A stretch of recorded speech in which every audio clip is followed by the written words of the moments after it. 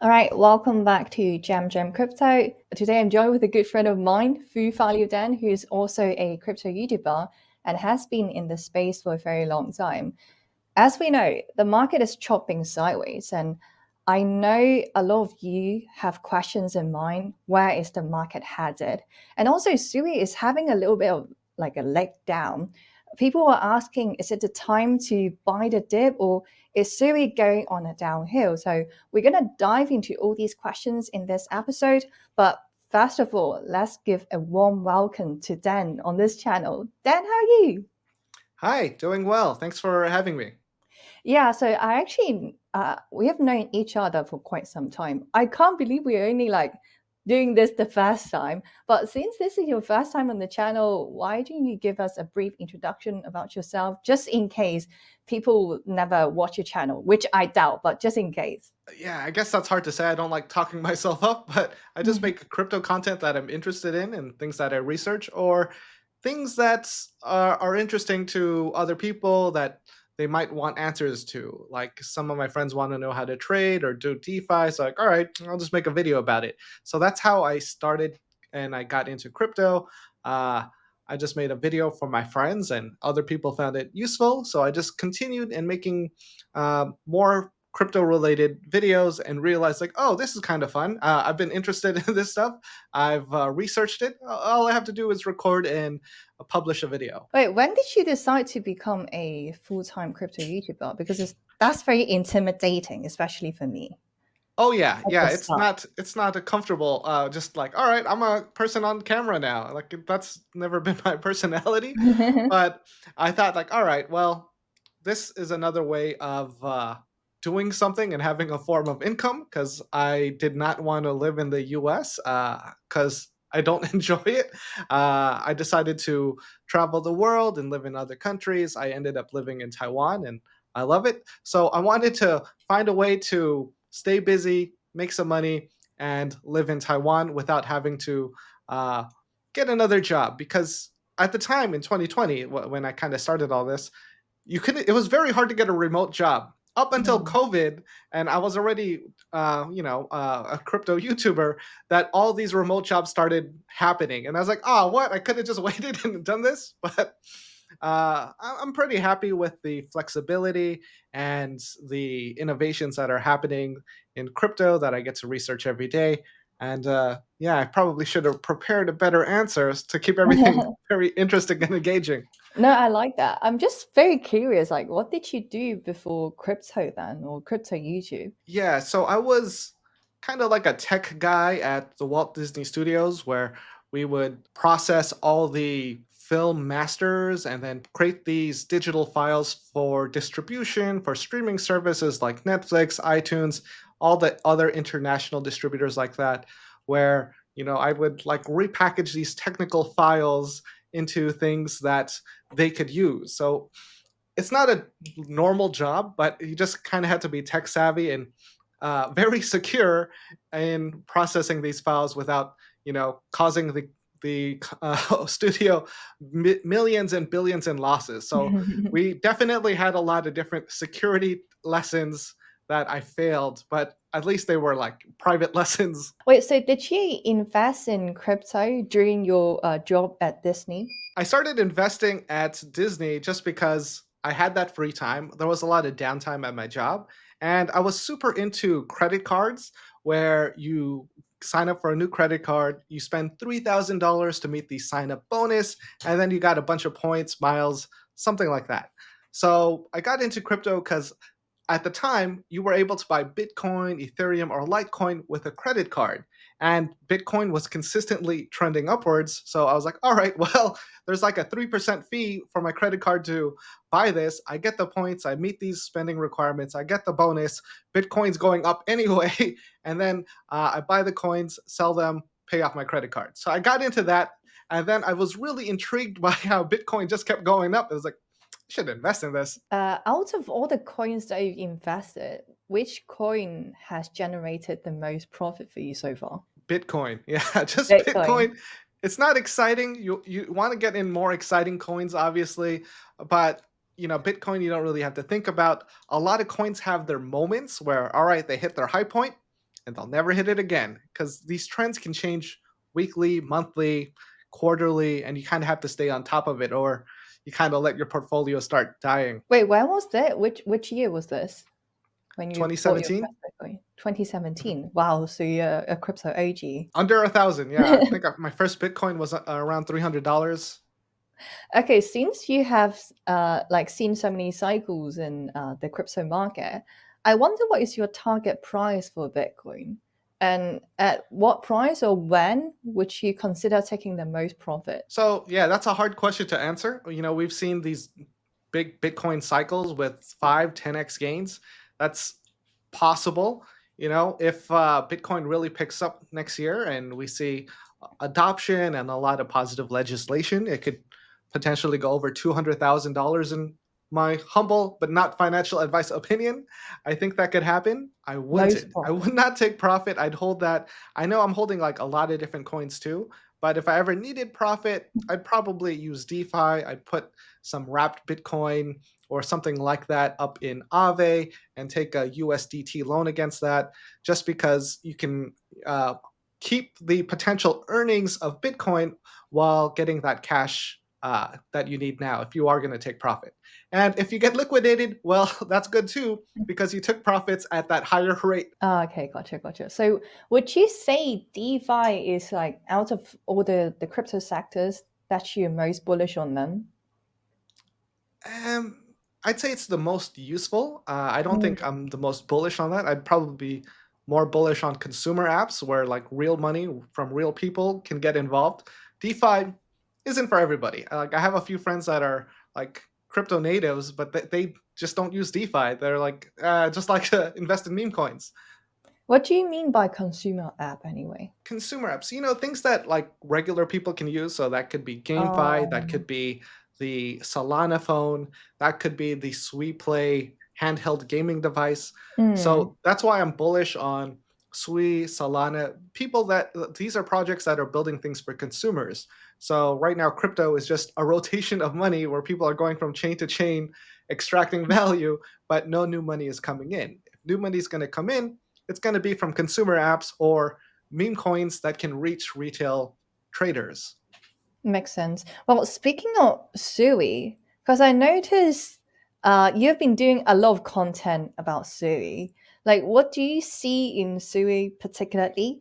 Or and also, how do you see SUI up against Solana? So that's a good question. I know a lot of people have been trying to uh, get that answer, and it's just so many different things at once that it's really hard to say. And I know that seems like a cop out, but if we kind of look at what they're building and the interface and how uh, there is, let's starting with the tokenomics, there is a limited supply on SUI. There isn't a limited supply on Solana. There's that inflation. Obviously, both of them are big in growing their own markets. But I like SUI more just because they continually innovate. Their team just keeps creating different products that can reach out to retail. They just developed Walrus, this decentralized storage system that's available on all blockchains that can be self running with these programmable transaction blocks. So you can do multiple things at once, where maybe the fees from your website or DEX can pay off the storage fees and network fees for your website so your DEX can run forever. Yeah, because I noticed that you've been talking about Sui for like the past almost a year on your Yeah. channel, right? And I wonder, like, what happened? Like, all of a sudden, I would say only like few months ago, and all of a Mhm. sudden on crypto Twitter, everyone is aping into Sui, say he's gonna be a Solana killer. Like, what's the backstory here? So I remember meeting you for the first time in September in Singapore for Token 2049. At one of the events we attended, I met this one guy. He was a VC and he was talking about SUI. And I was like, yeah, but what's interesting about SUI? He was like a big investor in it. And I was like, all right, I'll check him out. So I went to SUI Builder House in Singapore at that time. A lot of people were excited about it. There were founders and developers all asking very detailed questions, and they were working together to build the best product. And I didn't buy it. I should have bought it at that point, but I didn't buy it. And then in December, there's this event in Taipei called Taipei Blockchain Week, and I went to some of the panels, and they were talking about different programming languages. And one of the Solana developers was talking about how EVM isn't that great to build on, just because there's so many different security flaws. Like Solana has a good system, but the SUI was the best for their Move programming language. And I was like, wow, that takes a lot to say that you're not building on the best thing, but your competitors are.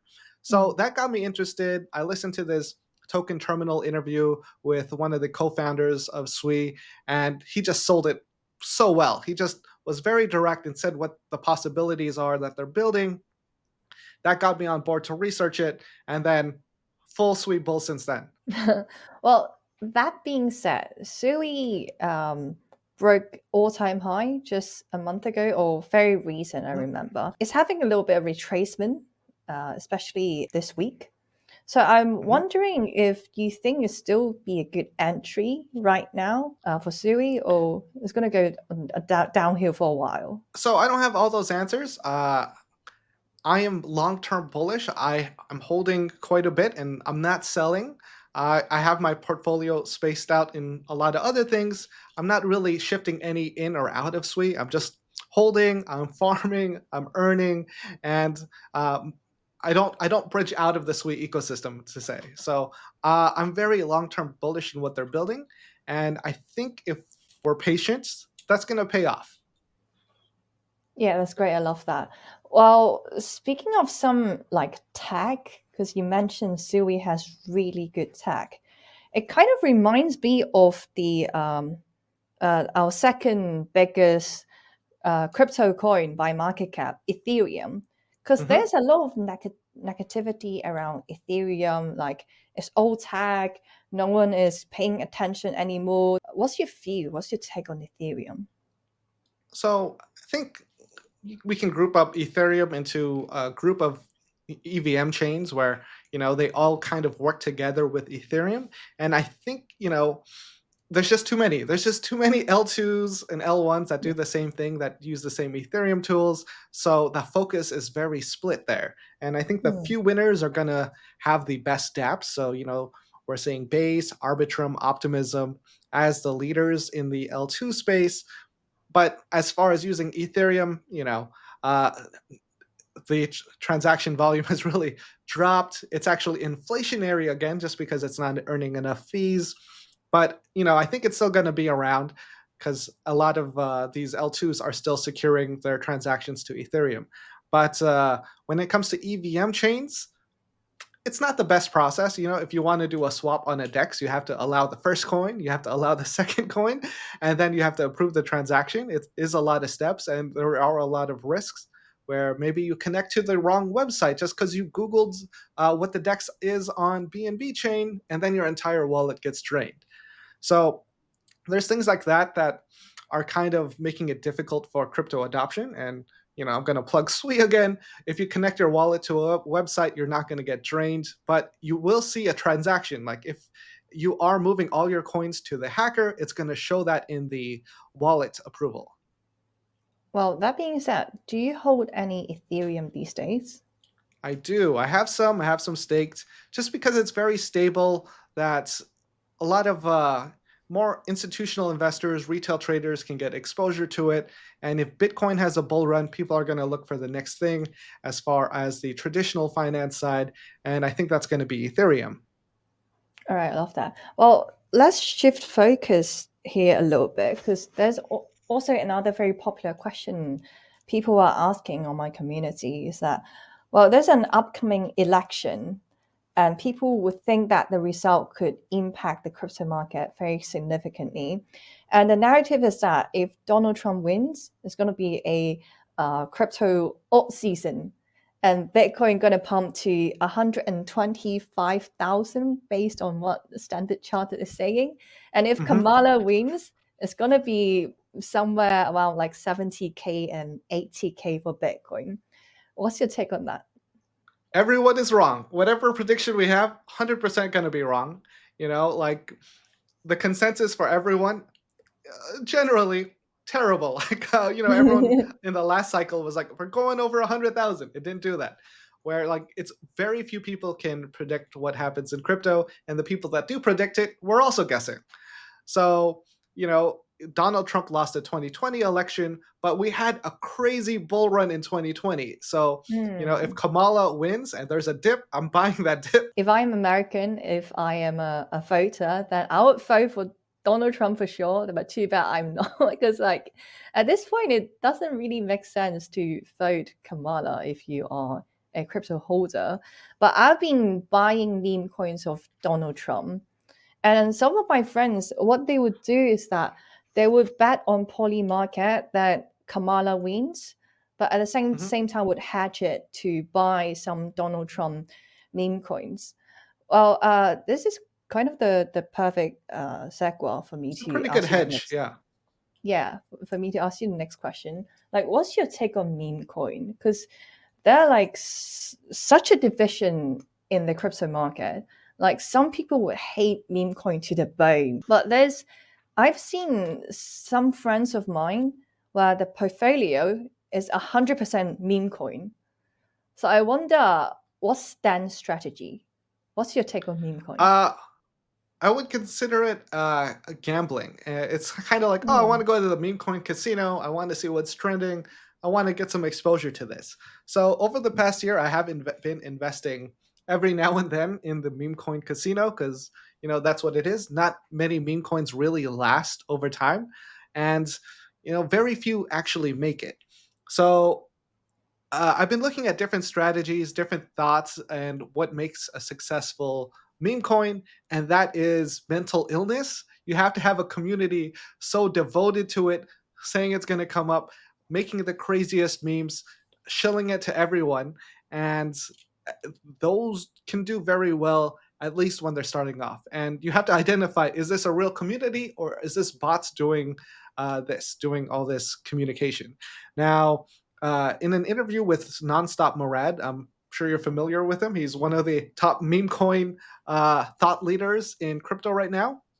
He really said that meme coins are like cults. So a cult is just people who believe in it that will shill the religion for you. So by finding a really mentally ill cult that is crazy about a coin, it can do well at least in the short term. Well, I really like what you said about like the cult culture, because that's what I Hmm. feel about meme coin as well.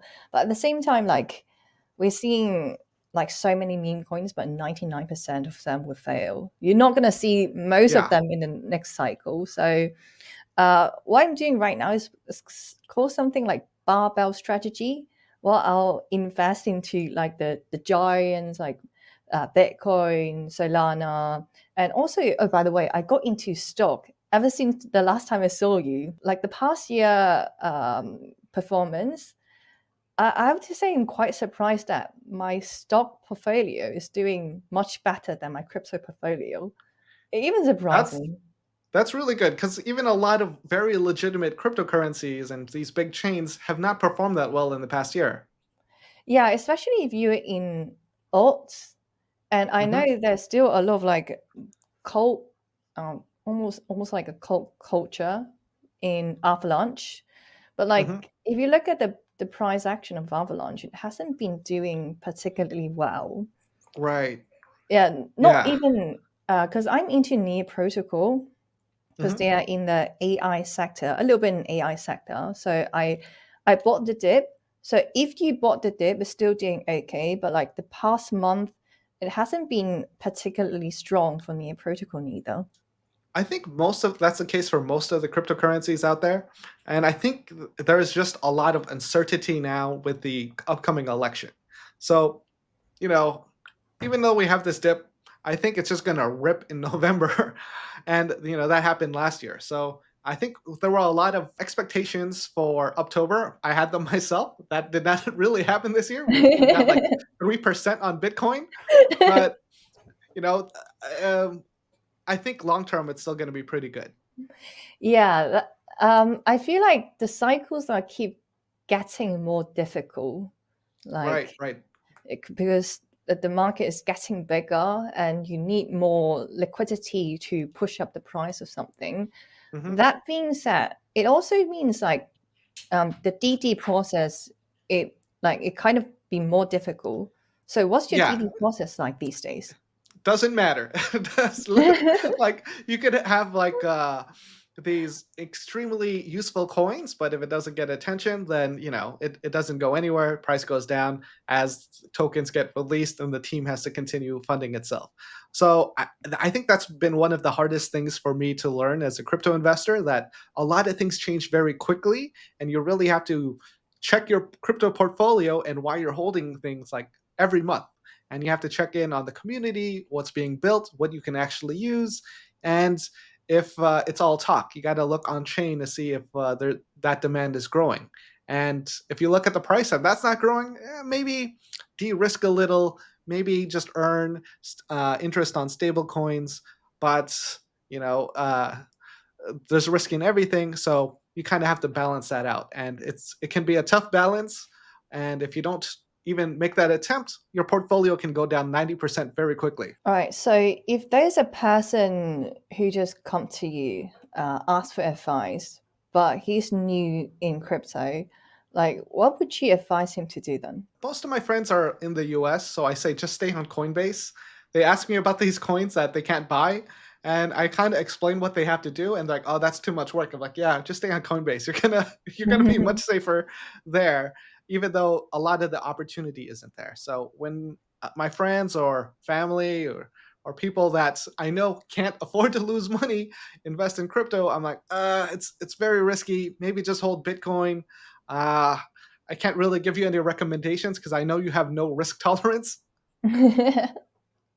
Okay, last question for today's interview because I have to rush out to some fintech events in Hong Kong. They're like, by the way, it's Mhm. packed with events this week. So, last question, like, after experiencing so many crypto cycles, what's your strategy right now to make money in today's market? If I'm looking long term, I'm looking for things that will create crypto adoption. And if I'm looking short term, I'm looking at what's currently trending. Right now, what's currently trending has been AI, where we went from Mm. AI projects like Tau, then we went to an AI meme coin that we thought was self sentient like Goat. And now the new narrative is, at least in my opinion, is Virtual's protocol with these AI sentient waifu bots that can manage their own crypto wallets that was supported by Coinbase, and then Coinbase made this new feature where anyone can make their own AI agent and have it manage its own wallet. So I think this might create a new creator economy within crypto and could draw in a lot of attention, at least this month, because next month could be very different. Yes. All right, I love that. So that's a wrap for our conversation today. Remember to follow Dan on his YouTube channel. It's called Fu Value Dan because he provides a lot of value, and he's actually one of the best crypto YouTuber out there. So please give him a follow. Of course, link can be found in the description box below. Thanks for watching, and we'll see you guys in the next one.